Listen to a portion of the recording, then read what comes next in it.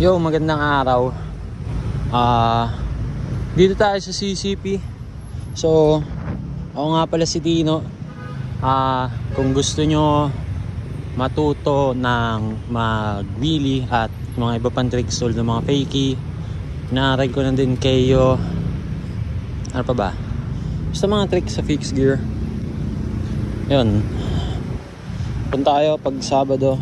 Tatry kong magturo. Ipasa sa inyo yung kaalaman kung paano ginagawa yung mga tricks na madali lang naman, basta tamang focus lang. So ayun, ito yung bike natin, Celt. Pwede na siya. So pwede na talaga siya. So kita-kits tayo pag Sabado. Sa mga gusto, kita-kits tayo dito. Tino.